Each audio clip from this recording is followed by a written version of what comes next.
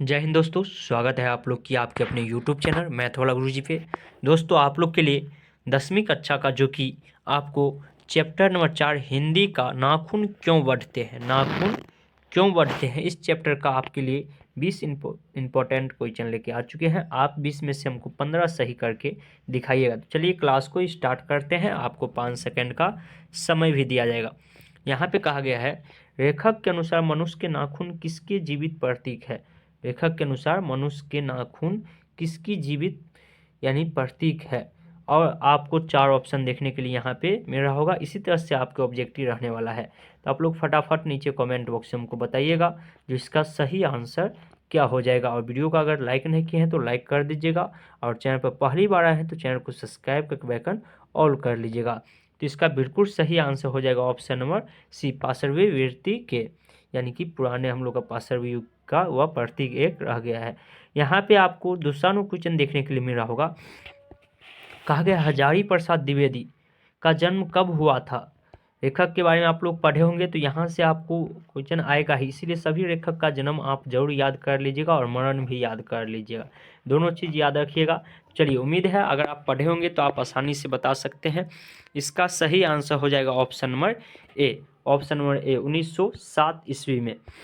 चलिए आगे हम लोग बढ़ते हैं क्वेश्चन नंबर 3 की ओर।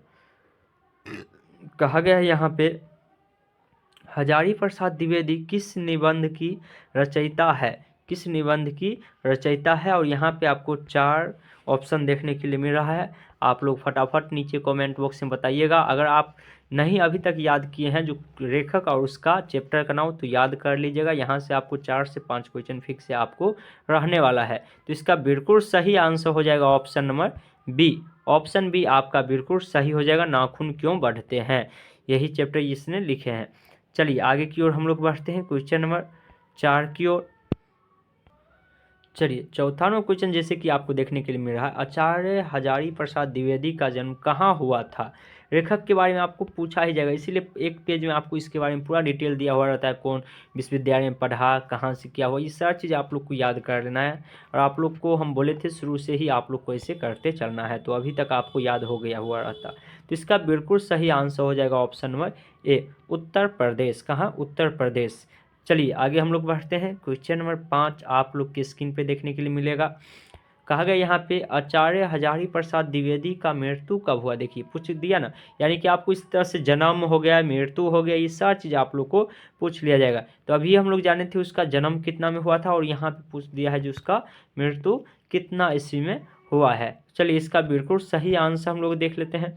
तो इसका बिल्कुल सही आंसर हो जाएगा option number B. Option B आपका बिल्कुल सही हो जाएगा, सन 1979 ईस्वी को हुआ था। चलिए आगे की ओर हम लोग बढ़ते हैं क्वेश्चन नंबर 6 आप लोग के स्क्रीन पे आ चुका है। कहा गया यहाँ पे, नाखून क्यों बढ़ते हैं, किस प्रकार निबंध है। नाखून क्यों बढ़ते हैं, किस प्रकार निबंध है, आपको बताने के लिए। और आपको पेज में लिखा हुआ रहता है जो ये किस प्रकार का निबंध है, आप जानते होइएगा। तो पता है तो फटाफट नीचे कमेंट बॉक्स में बताइए। उम्मीद है आप बता चुके होंगे। और वीडियो तो सभी देखते हैं लेकिन कमेंट नहीं करते हैं, तो सभी व्यक्ति को वीडियो के नीचे कमेंट लाइव में आपको करते चलना है। चलिए इसका बिल्कुल सही आंसर हो जाएगा option number C. Option C आपका बिल्कुल सही हो जाएगा, ललित। चलिए आगे हम लोग बढ़ते हैं क्वेश्चन नंबर 7 की ओर, जो कि आप लोग की स्क्रीन पे आ चुका है। कहा गया यहाँ पे, नाखून क्यों बढ़ते हैं, गध की कौन सी विधा है, कौन सी विधा है गध की। आपको यहाँ पे 4 ऑप्शन देखने के लिए मिल रहा है। आप लोग फटाफट नीचे बताइए जो कौन सी विधा से लिया गया है ये। तो उम्मीद है अगर आप पढ़े होंगे तो आप बता चुके होंगे। चलिए इसका बिल्कुल सही आंसर हो जाएगा option number D. Option D आपका बिल्कुल सही हो जाएगा, ललित निबंध। कौन सी, ललित निबंध, इसका बिल्कुल सही आंसर हो जाएगा। चलिए आगे हम लोग बढ़ते हैं। चलिए 8 नंबर आप लोग के स्क्रीन पे आ चुका है। कहा गया है, अनामदास का पोथा साहित्य की किस विधा से रचा है, साहित्य की किस विधा से रचा है। और यहाँ पे आपको 4 ऑप्शन दिया गया है।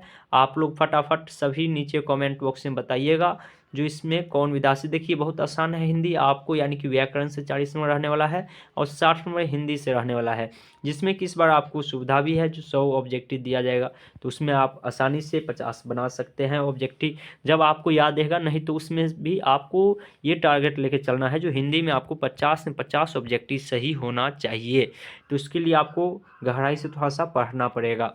चलिए ऑप्शन बी हो जाएगा बिल्कुल सही आंसर, उपन्यास। चलिए आगे की ओर हम लोग बढ़ते हैं। क्वेश्चन नंबर 9 आप लोग की स्क्रीन पे है। कहा गया है द्विवेदी जी को आरोप पर्व पर कौन सा पुस्तक मिला था। आप लोग पढ़े होंगे उसको, पहले पेज में दिया हुआ रहता है सभी चीज़, जो कौन सा पुस्तक उसको मिला था। आप लोग फटाफट नीचे कमेंट बॉक्स में बताइएगा। तो चलिए इसका जो बिल्कुल सही आंसर हो जाएगा ये आपका हो जाएगा option number D. Option D आपका बिल्कुल सही हो जाएगा, साहित्य अकादमी पुरस्कार मिला था। चलिए आगे की ओर हम लोग बढ़ते हैं। क्वेश्चन नंबर 10 आप लोग की स्क्रीन पे आ चुका है। कहा गया यहाँ पे कालिदास की लालित्य योजना किसकी रचना है। किसकी रचना है, ये रचना किसकी है, तो जिसके बारे में हम लोग ये चैप्टर पढ़ रहे हैं अभी तो आप बता दीजिएगा, लेकिन बाद में आपको पूछेगा तो आप नहीं बता पाइएगा, तो इसलिए आपको याद भी रखना है। तो चलिए इसका जो बिल्कुल सही आंसर हो जाएगा क्वेश्चन नंबर 10 का, ये हो जाएगा आपको option number C. Option C Hazari Prasad Dwivedi की, इसकी हजारी प्रसाद द्विवेदी जी का है। चलिए आगे हम लोग बढ़ते हैं। बार बार क्या हो रहा है, 1 मिनट ये। चलिए आगे हम लोग बढ़ते हैं। यहाँ पे आपको 11वां क्वेश्चन देखने के लिए मिल रहा है। कहा गया है मनुष्य को नाखून की जरूरत कब थी। मनुष्य को नाखून की जरूरत कब थी, और यहाँ पे आपको 4 ऑप्शन देखने के लिए मिल रहा है। सभी व्यक्ति नीचे कमेंट बॉक्स में बताइए जो कौन सा ऑप्शन सही हो जाएगा। 4 ऑप्शन दिया गया है, आप लोग फटाफट नीचे कमेंट बॉक्स में हमको बताइएगा जो इसमें से कौन सा ऑप्शन सही हो जाएगा। तो चलिए ऑप्शन नंबर ए आपका बिल्कुल सही हो जाएगा, ऑप्शन ए जंगली जीवन में, जंगली जीवन में। चलिए आगे हम लोग बढ़ते हैं क्वेश्चन नंबर 12 की ओर। चलिए क्वेश्चन नंबर 12 आप लोग की स्क्रीन पे आ चुका है। कहा गया असुरों के पास नहीं थे, असुरों के पास क्या नहीं था। आप लोग बता सकते हैं, ये थोड़ा सा अगर नहीं भी पढ़े होंगे फिर भी दिमाग लगा के थोड़ा सा आप बता सकते हैं जो आज की शक्ति में क्या ज़रूरत है, अभी के लिए आपको क्या ज़रूरत है, और उस समय क्या उसके पास नहीं था। तो उसके पास क्या नहीं था, लोहे के अस्त्र नहीं थे, लोहा का जो अस्त्र बनता था ये उस समय नहीं था।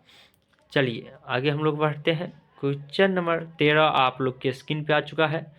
कहा गया यहाँ पे इखधर मनुष्य, इखधर मनुष्य किस पर भरोसा करके आगे की ओर चल पड़ा।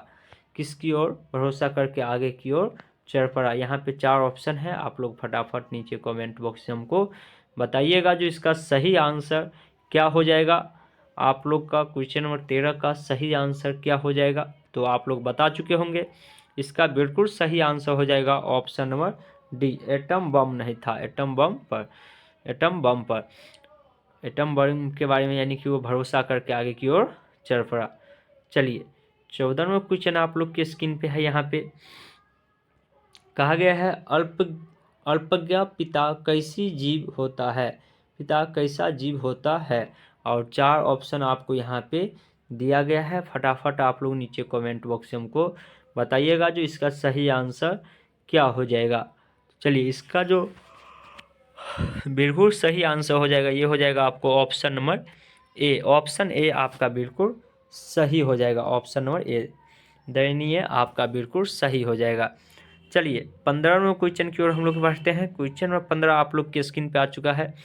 कहा गया है दधीची की हड्डी क्या बनता है, हड्डी की क्या बनता है, और यहाँ पे आपको 4 ऑप्शन दिया गया है। फटाफट आप लोग बताइएगा जो इसका सही आंसर क्या हो जाएगा। तो चलिए इसका जो बिल्कुल सही आंसर हो जाएगा ये आपको हो जाएगा option number B. Option B आपका बिल्कुल सही हो जाएगा, इंद्र का वज्र, इंद्र का वज्र। चलिए आगे हम लोग, चलिए यहाँ पे आपको 16 नंबर कहा गया काम सूत्र किसकी रचना है, काम सूत्र किसकी रचना है। देखिए आप यहाँ पे तो हम बता सकते हैं, आप लोग भी बता सकते हैं आसानी से, लेकिन जब बाद में आपको पूछ लिया जाएगा बीच में से तो आप नहीं बता पाइएगा। तो याद रखिएगा, कामसूत्र जो रचना है वह हजारी प्रसाद द्विवेदी जी का है। किसका है?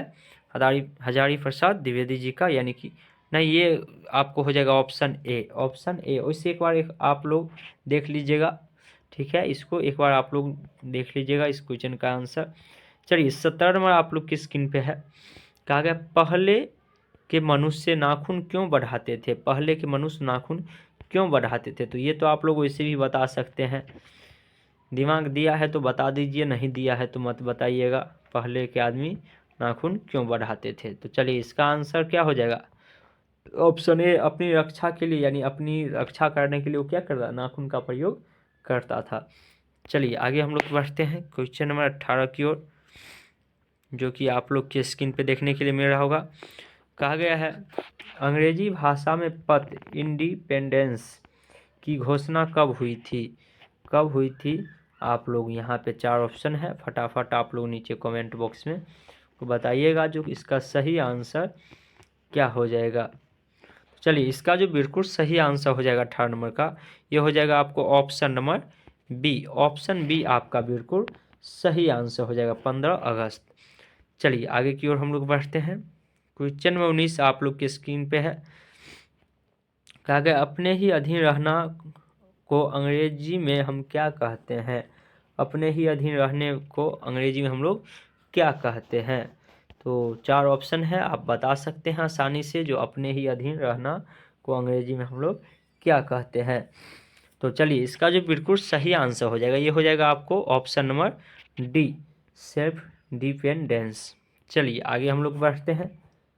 चलिए 20वें क्वेश्चन आप लोग के स्क्रीन पे कहा गया देवताओं के राजा का वह कौन से मुनि के हड्डियों से बना है। यहाँ पे एक थोड़ा सा मिस्टेक प्रिंटिंग हो गया है, तो कौन से मुनि से बना है आप लोग बता सकते हैं। और आप लोग बताइएगा हमको 20 में से आप कितना सही कर पाए हैं। बस 20 ही क्वेश्चन करवा रहे हैं, आगे वाली वीडियो में 20 से लेकर आपको 40, अभी 20 क्वेश्चन और इसका ऑब्जेक्टिव बच गया है। तो उम्मीद करते हैं आप लोग नीचे कमेंट बॉक्स में बता दिए होंगे आंसर। इसका ऑप्शन सी हो जाएगा बिल्कुल सही आंसर।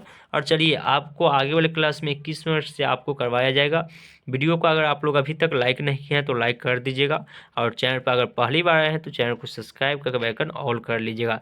चलिए मिलते हैं, तब तक के लिए जय हिंद जय भारत।